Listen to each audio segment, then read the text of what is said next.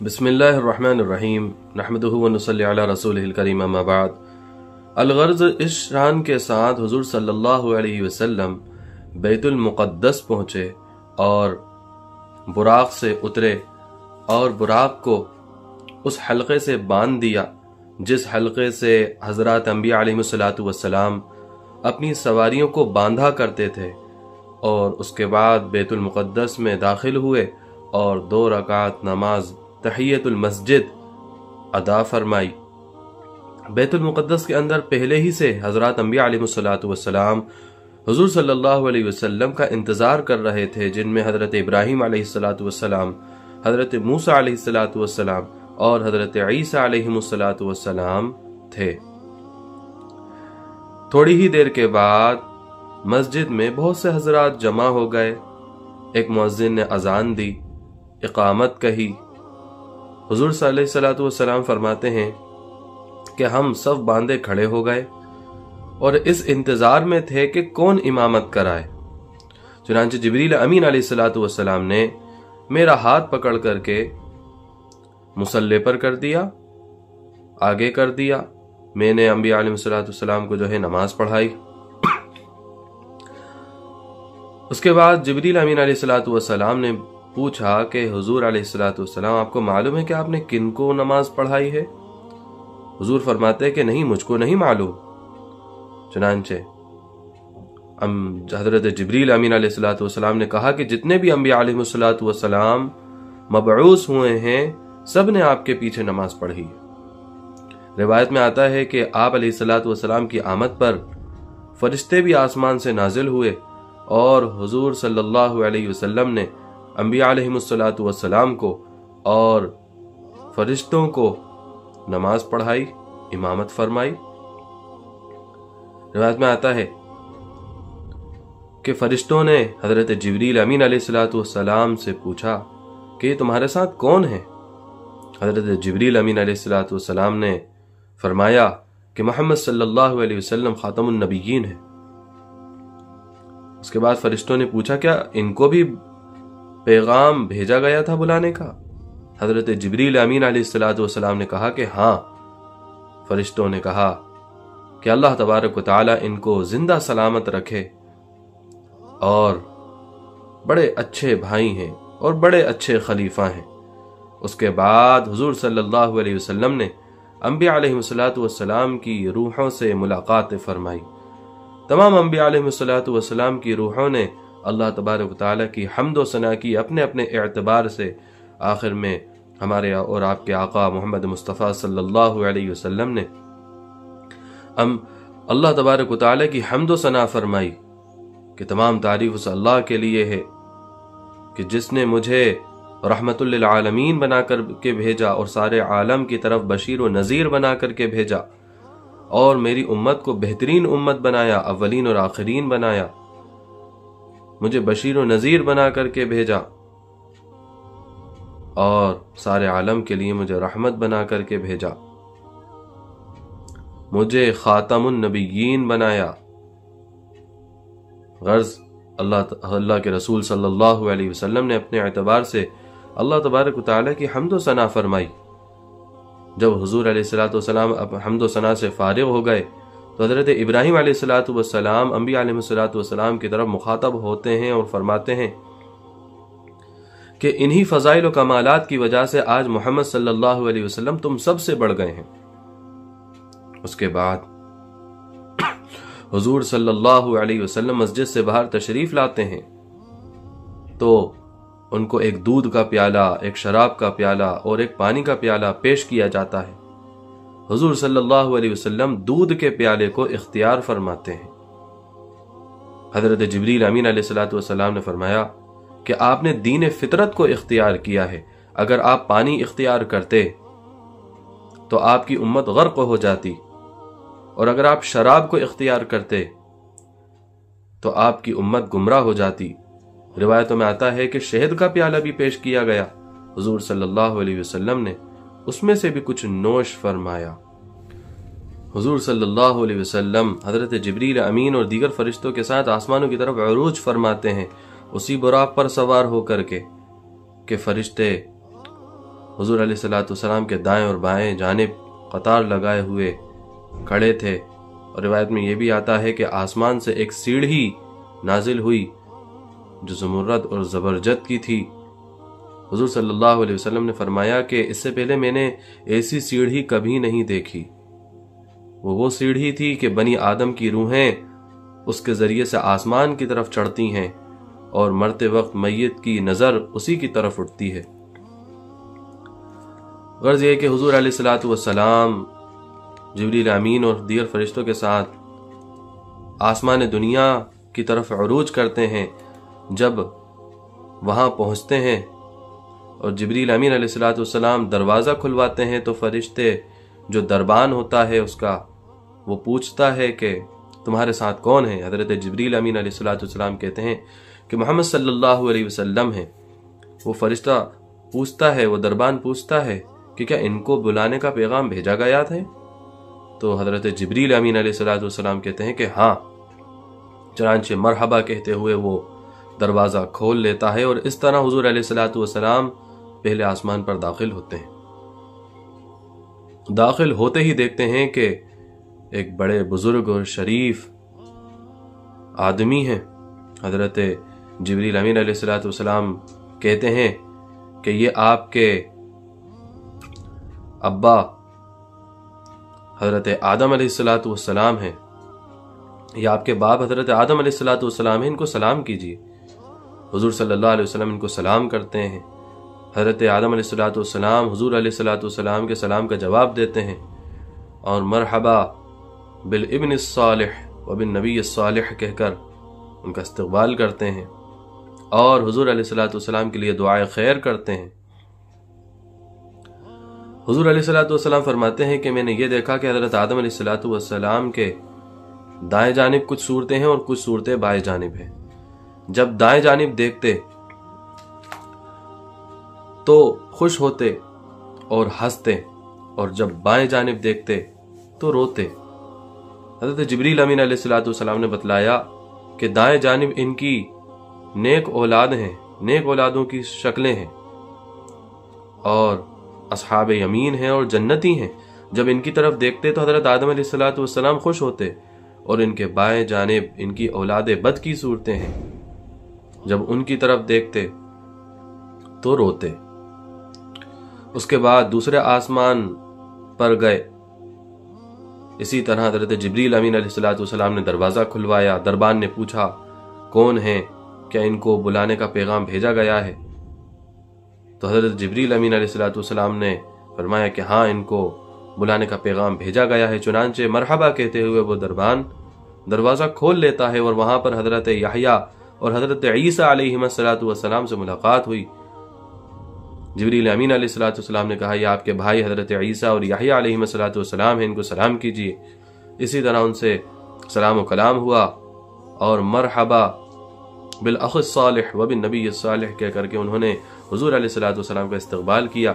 उसके बाद तीसरे आसमान पर गए और वहां पर हज़रत यूसुफ अलैहिस्सलातु वस्सलाम से मुलाकात हुई और इसी तरह सलाम व कलाम हुआ। हुजूर अलैहिस्सलातु वस्सलाम ने फरमाया कि हज़रत यूसुफ अलैहिस्सलातु वस्सलाम को हुस्न जमाल का एक बहुत बड़ा हिस्सा अता किया गया है। उसके बाद चौथे आसमान पर तशरीफ ले गए। वहां पर हज़रत इदरीस अलैहिस्सलातु वस्सलाम से मुलाकात हुई। फिर पांचवें आसमान पर तशरीफ ले गए। वहां पर हज़रत हारून अलैहिस्सलातु वस्सलाम से मुलाकात हुई। उसके बाद छठे आसमान पर तशरीफ ले गए।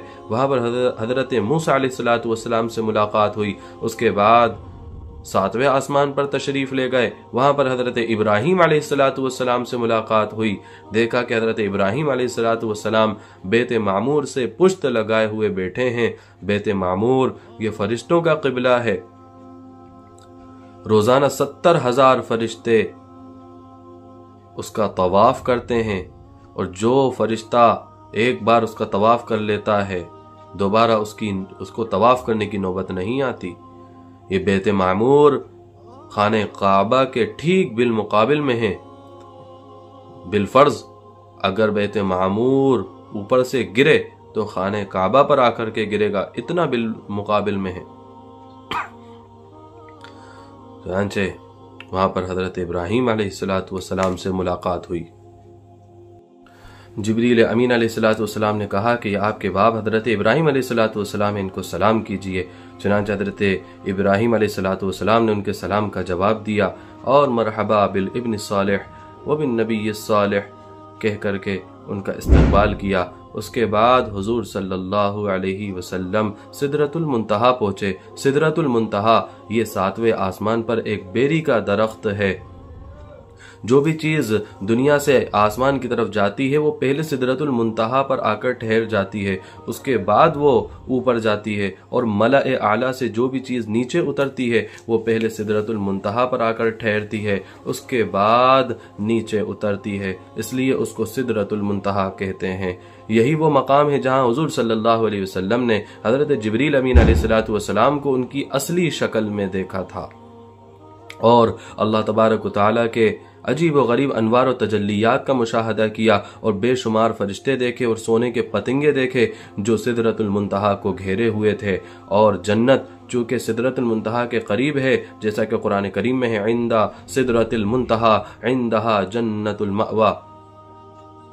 تو اللہ تبارک و تعالیٰ نے یہ مقام بھی حضور علیہ السلام کو دیا کہ وہاں پر جنت کی بھی سیر کرائی۔ حضور علیہ السلام فرماتے ہیں کہ میں نے جنت کی سیر کی اور میں نے دیکھا کہ اس کے گنبد موتیوں کے ہیں اور اس کی مٹی مشک کی ہے۔ اس کے بعد جہنم کا بھی مشاہدہ کرایا گیا حضور علیہ السلام کو۔ اس کے بعد حضور علیہ السلام اور اوپر گئے اور مقام صریف الاقلام پہنچے۔ قلم کے لکھتے وقت جو ایک آواز پیدا ہوتی ہے اس کو صریف الاقلام کہا جاتا ہے۔ اس مقام پر جزا و قدر کے قلم مشغول کتابت تھے، اور اللہ کے فرشتے امور الہیہ کی کتابت اور احکام خداوندی کو لوح محفوظ سے نقل کر رہے تھے۔ مقام صریف الاقلام سے حجابات طے کرتے ہوئے حضور صلی اللہ علیہ وسلم بارگاہ خداوندی میں پہنچے اور مقام دنا فتدلی فکان قاب قوسین او ادنا میں پہنچے۔ کہا جاتا ہے کہ حضور علیہ السلام کے لیے ایک رفرف یعنی ایک سبز مخملی مسند لائی گئی حضور علیہ السلام کی سواری کے لیے، جس پر سوار ہو کر حضور علیہ السلام مقام دنا فتدلی میں پہنچے۔ حضور علیہ السلام فرماتے ہیں کہ میں نے بارگاہ خداوندی کا بھی دیدار کیا اور مقام دنا فتدلی پہنچا۔ وہاں پر عجیب و غریب انوار و تجلیات کا مشاہدہ کیا، اور میں نے دیکھا پردے کے پیچھے سے ایک رفرف یعنی مسند کو موتیوں کی، اور وہاں میں نے نور اعظم کو دیکھا۔ حضور فرماتے ہیں کہ جب میں مقام دنا فتدلی پہنچا تو حضور علیہ السلام فوراً بارگاہ خداوندی میں سجدے میں گر گئے، اور نور السماوات والارض کے جمال بے مثال کو حجاب کبریائی کے پیچھے سے دیکھا، اور بلا واسطہ کلام خداوندی سے مشرف ہوا۔ الغرض حضور صلی اللہ علیہ وسلم نے اللہ تبارک و تعالی سے بلا واسطہ کلام فرمایا۔ اللہ تبارک و تعالی نے ان کو خوب خوش کیا، مسرور کیا، کچھ احکام بھی دیے۔ سب سے اہم حکم یہ تھا کہ اللہ تبارک و تعالی نے حضور صلی اللہ علیہ وسلم پر اور امت پر 50 نمازیں فرض فرمائیں۔ اس وقت اللہ تبارک و تعالی نے حضور علیہ السلام کو 3 عطیے عطا فرمائے تھے۔ ایک تو 5 نمازیں، دوسرا سورہ بقرہ کی آخری آیتوں کا مضمون اللہ تبارک و تعالی نے حضور علیہ السلام کو دیا، اور تیسرا حضور علیہ السلام کو یہ عطیہ عطا کیا اللہ تبارک و تعالی نے کہ آپ کی امت کا جو شخص بھی اللہ تبارک و تعالی کے ساتھ کسی کو شریک نہیں ٹھہرائے گا، اللہ تبارک و تعالی اس کے کبائر سے درگزر فرمائیں گے، یعنی کافروں کی طرح کبھی بھی ہمیشہ کے لیے اسے جہنم میں نہیں ڈالیں گے۔ کسی کو فرشتوں کی شفاعت سے، کسی کو انبیاء علیہ السلام کی شفاعت سے، اور کسی کو خود اللہ تبارک و تعالی اپنی خاص رحمت سے معاف فرما دیں گے، اور جس کے دل میں ذرہ برابر بھی ایمان ہوگا وہ بالآخر جہنم سے نکال لیا جائے گا۔ الغرض اللہ تبارک و تعالی نے حضور صلی اللہ علیہ وسلم اور ان کی امت پر 50 نمازیں فرض فرمائی. یہ سب سے اہم حکم تھا. حضور صلی اللہ علیہ وسلم خوشی خوشی وہاں سے واپس ہوئے. سب سے پہلے حضرت ابراہیم علیہ السلام سے ملاقات ہوئی تو ان احکام و ہدایات کے متعلق حضرت ابراہیم علیہ السلام نے کچھ نہیں فرمایا. اس کے بعد حضرت موسیٰ علیہ السلام کے پاس سے گزر ہوا تو حضرت موسیٰ علیہ السلام نے پوچھ لیا کہ کیا حکم ہوا. حضور علیہ السلام نے فرمایا کہ 50 نمازیں فرض کی گئی ہیں. تو حضرت موسیٰ علیہ السلام نے کہا کہ دیکھو مجھے بنی اسرائیل کا بڑا تجربہ ہے، آپ کی امت ضعیف اور کمزور ہے، وہ اس فریضے کو انجام نہیں دے سکے گی، چنانچہ آپ واپس جائیے اور اپنی امت کے لیے اللہ تبارک و تعالی سے تخفیف کی درخواست کیجیے. چنانچہ حضور علیہ السلام واپس گئے اور اللہ تبارک و تعالی سے تخفیف کی درخواست کی تو 5 نمازیں کم کر دی گئیں، پھر 45 نمازیں لے کر کے آئے. پھر حضرت موسیٰ علیہ السلام نے کہا کہ واپس جائیں اور تخفیف کی درخواست کریں. حضور علیہ السلام واپس گئے اور تخفیف کی درخواست کی. غرض یہ کہ بار بار یہ سلسلہ چلتا رہا اور تخفیف کراتے رہے حضور علیہ السلام، اور تخفیف کرتے کرتے صرف 5 نمازیں رہ گئیں. اس پر بھی حضرت موسیٰ علیہ السلام نے کہا کہ آپ جائیے اور تخفیف کی درخواست کیجیے. تو حضور علیہ السلام نے فرمایا کہ میں بار بار تخفیف کی درخواست کر چکا ہوں، اب میں اللہ تبارک و تعالی سے شرما گیا ہوں. اور یہ کہہ کر کے حضور علیہ السلام آگے بڑھ گئے.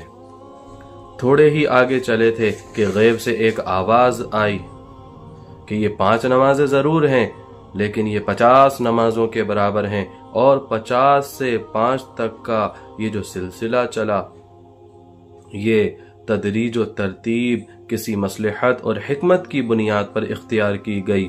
یہ 5 نمازیں ضرور ہیں لیکن ان کا ثواب 50 نمازوں کے برابر ہیں. ہمارے علم میں یہی تھا کہ اصل فرض نماز 5 ہی ہیں.